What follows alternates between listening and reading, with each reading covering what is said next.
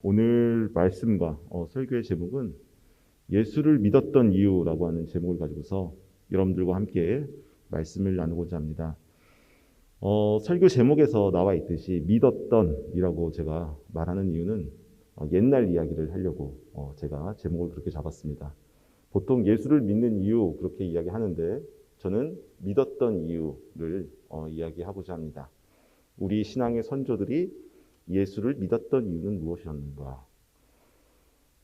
이건 어떻게 보면 우리 기독교인들의 신앙의 정체성, 또 우리 기독교인이 어떻게 삶을 살아야 되는지에 대한 어떤 근본적인 그러한 질문이라고 생각을 합니다.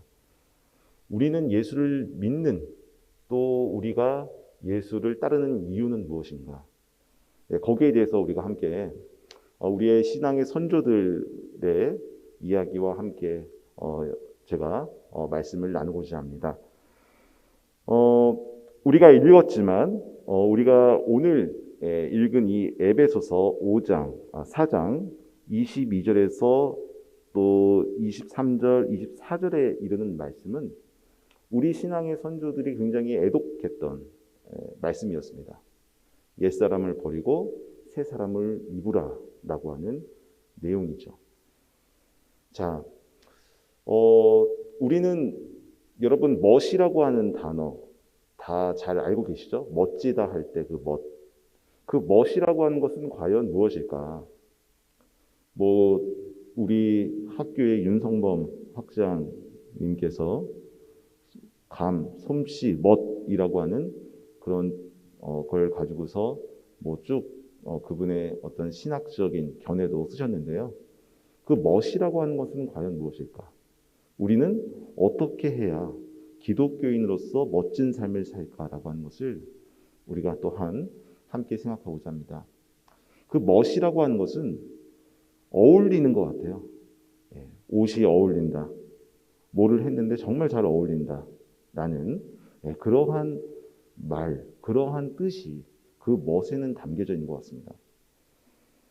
자, 제가 말씀을 드리고자 하는 우리 신앙의 선조, 그분 가운데 윤치호 씨를 제가 말씀드리고자 합니다. 여러분 누구나 잘 알고 있죠? 네, 윤치호 씨를 잘 알고 있으리라 생각을 하는데 그분은 우리나라의 개화, 우리나라의 특히 한 말의 근대화가 되는 그 시기에 굉장히 일찍 우리나라의 근대 문물, 또 우리나라가 개화되는 그 배경 가운데서 삶을 사셨던 분이죠. 또한 그러한 근대 문명을 일찍 체험하셨습니다. 이제 그러다 보니까 우리나라와 서구 문명, 특히 근대 문명하고의 어떤 현격한 차이를 본인이 체험하고 알게 되고 깨달았던 거예요. 근데 이 윤치호 씨는 이러한 상황 가운데서 유교 문화를 가지고서 우리나라의 어렵고 우리나라가 힘든 그러한 상황들을 이겨내고자 했습니다. 그런데 그 유교 문화적 배경 가운데서 우리나라가 지금까지 흘러왔고 중간중간에 우리나라를 좀 개혁하고 갱신하고자 했던 움직임이 있었지만 한말에 가서 다시 이 유교를 가지고서 우리나라의 문제, 우리나라가 처해진 이 상황들을 해결하려다 보니까 너무나 힘든 거예요. 윤철 씨가 이런 고민을 가지고서 일찍 일본 유학길에도 오릅니다. 그리고 소위 말하는 미국의 외교관들하고도 함께 지내고 또 외교 업무도 담당합니다. 그러면서 저들의 나라들을 가만히 보니까 뭔가 다른 게 있었어요. 하지만 본인은 이 다른 것들을 그냥 기술, 저들이 가지고 있는 어떤 문명만을 가지고서 바꾸고자 했습니다. 그런데 한계가 있던 거예요. 왜? 아무리 좋은 걸 가르치고 아무리 내가 배웠던 기술을 저들에게 습득하고자 열심히 했는데 인간의 본성이라고 하는 자체가 변하지 않았던 겁니다. 여기에 대해서 깊이 생각을 합니다. 그런데 그러할 쯤에 윤치호 씨가 어떤 경험을 하게 되는데 우리나라의 보수파와 개혁파가 충돌을 일으켰던 사건이 하나 있었죠. 바로 갑신정변을 경험하게 됩니다. 윤치호 씨는 이들과는 직접적으로 연관되어 있지는 않았어요. 하지만 일찍부터 개화 문명에 발을 담갔고 또 그것을 체험했기 때문에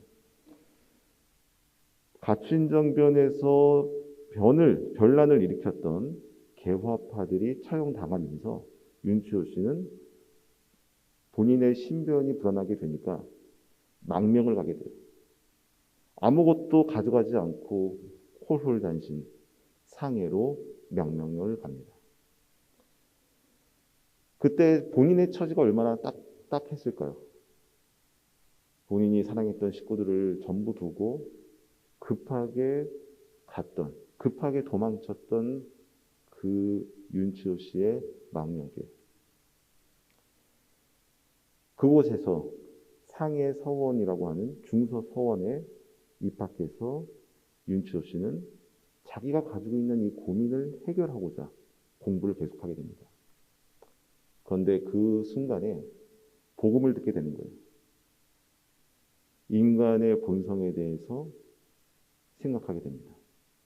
지금까지 자기는 유교적 수련, 유교적 방법론을 가지고서 삶을 깨끗하게 살려고 했는데 이러한 한계에 부딪힌 자기 자신을 생각하면서 복음을 받아들이게 됩니다. 그때 윤치호 씨가 했던 고백이 하나 있습니다. 바로 이런 고백들을 합니다. 유교인들은 자신의 본성이 선하다라고 주장합니다. 그러나 기독교인들은 자신의 본성이 악하다라고 주장합니다. 전자는 스스로 의롭다고 주장하는 그 속임이 그의 성품을 결국 파멸시키게 만듭니다. 그러나 기독교인들, 후자는 겸비와 하늘의 능력에 의존함으로써 자신의 성품을 개선해 나갑니다. 여러분, 윤치호 씨가 깨달은 것은 유교적 수련의 한계를 깨닫게 된 거예요. 유교에서는 인간의 본성에 가까이 가면 가까이 갈수록 군자가 된다라고 주장하죠.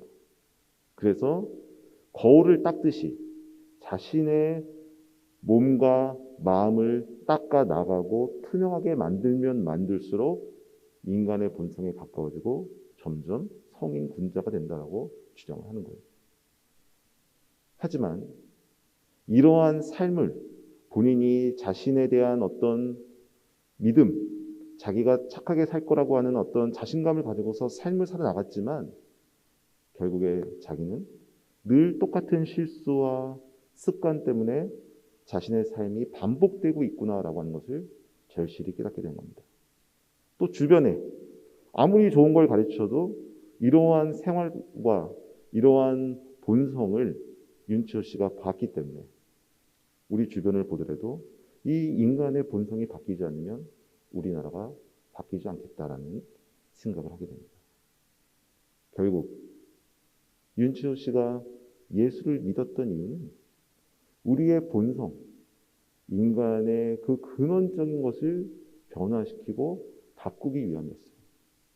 본인도 그렇게 되기를 원했고 예수 그리스도를 믿는 그 믿음의 고백을 통해서 나는 하나님의 은총에 의해서 구원을 받는 존재이다라고 하는 것을 고백하게 되는 것입니다.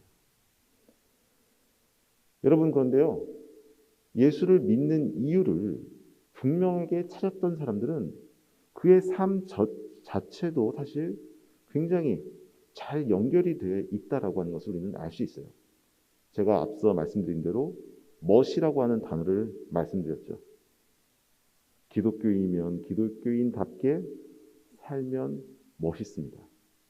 그리고 하나님의 자녀인 우리들이 하나님의 자녀답게 살면 멋있습니다. 윤치호 씨는 그 근본, 자기가 예수를 믿었던 이유를 질문하고 그에 대한 답을 복음 가운데서 찾았기 때문에 그의 삶 자체도 그러한 삶을 살기 위해서 삶을 이어가요. 중서서원에 졸업을 하고 미국으로 유학을 갑니다. 벤더빌트도 가고 에모리에 가서 유학을 하게 됩니다. 그때 그는 누구보다도 열심히 공부해야 돼요. 왜? 내가 다시 고국으로 돌아가면 고국 땅에서 뭔가를 해야 된다. 교육을 해야 된다. 뿐만 아니라 저들의 전인격적인 차원에서 변화를 일으켜야 된다라고 하는 사명감을 가지고 있었습니다. 그렇기 때문에 그의 유학은 굉장히 남달랐어요. 우리는 흔히들 유학을 간다 그러면 학비도 나가죠. 생활비도 나가죠. 여러모로 힘든 생활을 하게 되죠. 그런데 이 윤치호 씨는 그거 플러스 주변에 강연을 하러 다니는 거예요. 우리 한국을 위해서 선교사를 보내주십시오. 우리 한국은 당신네들의 복음이 필요합니다. 그런 강연을 하면서 호소를 하면서 다녔던 겁니다. 그의 유학 생활은 고됐지만 반면에 그의 유학 생활 그 이면에는 그가 추구하고자 하는 가치, 예수를 믿는 이유, 예수를 믿는 기독교인답게 삶을 살기 위해서 유학 생활 가운데서도 그 삶을 추구해 나갔던 거예요. 결국 그가 모은 자금을 가지고 미국에 있는 남감리 교회에 선교 자금을 보내면서 이야기합니다. 우리 한국에 이 남감리 교회 선교사님을 꼭 보내주십시오. 파송시켜 주십시오. 그 이후에 미국의 남감리 교회가 한국에 선교를 하러 오는 거예요. 이분의 결단, 이분의 믿음을 통해서 우리나라의 선교가 시작이 되었습니다. 물론 미국의 북감리교인 아펜젤러 선교사, 그 다음에 스크랜튼 선교사님이 더 먼저 오셨지만 남감리교회의 선교는 굉장히 재미있게 우리나라 사람에 의해서 시작이 되었다라고 하는 거죠. 지금 우리가 우리 학교 주변을 보면 이 학교 땅도요, 미국 남감리교회에서 먼저 구매를 했습니다. 그래서 우리 학교가 이 학교의 터전에 세워지게 된 거죠. 그리고 배화여대, 우리 학교에서 좀 더 가면 이 배화대학교도 남감리교 선교사님이 세우고 또 저들이 여성을 중심으로 한 여성교육, 또 여성 지도자들을 세우는 그런 큰 역할을 했던 열매를 우리는 살펴볼 수 있습니다. 여러분, 그 윤치호 씨의 삶은 온전하지는 못했어요. 그가 일제강점기 말기에 가면 변절하고 회절하게 되죠. 하지만 그분의 삶을 우리가 좀 구분해서 볼 때에 그분의 삶이 우리에게 주는 어떤 교훈은 무엇이었습니까? 바로 그분은 예수를 믿는 이유뿐만 아니라 멋진 예수를 믿는 이유와 예수를 또 따르는 삶을 그분의 삶, 즉 교육이라고 하는 걸 통해서 펼쳐나갔다라고 하는 것을 우리는 알 수 있습니다. 여러분, 우리는 예수를 믿는 이유가 무엇일까요? 우리의 삶 가운데서 예수를 믿는 이유가 우리의 삶을 이끄는 근본적인 원동력이 되는지 우리도 함께 생각해 보면 좋을 것 같습니다.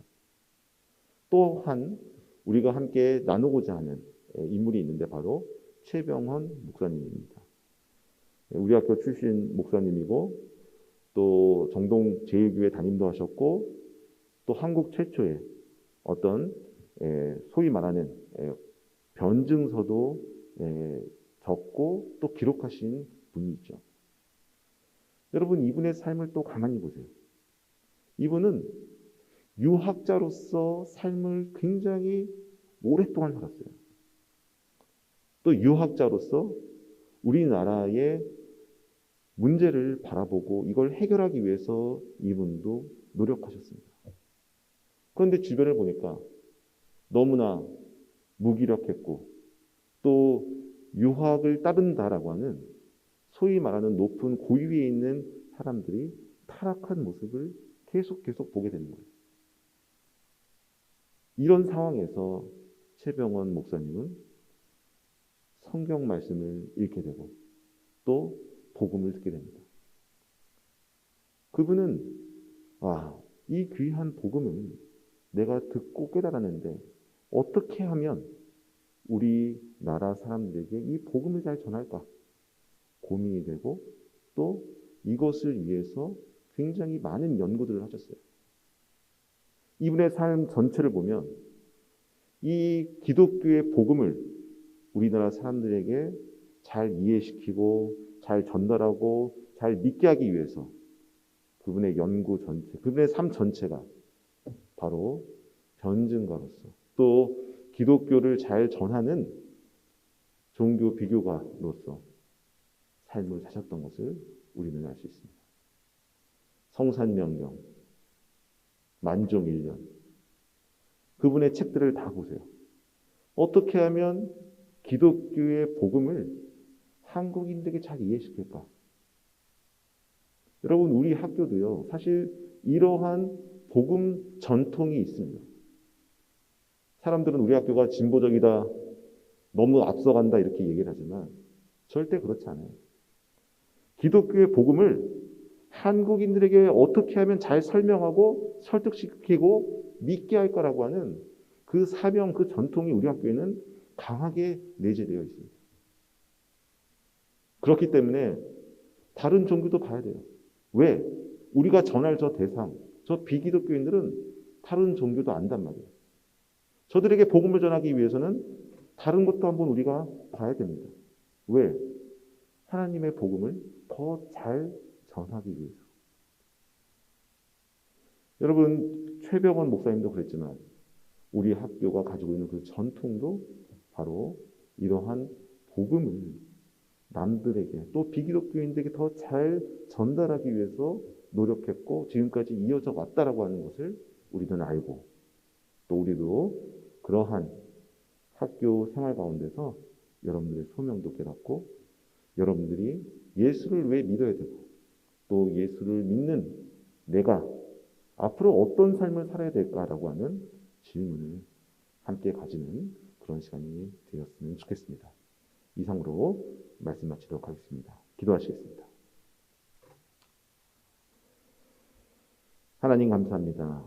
주님께서 우리에게 소명을 허락하여 주셔서 우리가 이렇게 귀한 감신동산에서 당신의 뜻을 알고자 또 당신께서 우리에게 주신 그 계획을 알고자 공부하며 기도하며 말씀을 듣게 하시니 감사드립니다.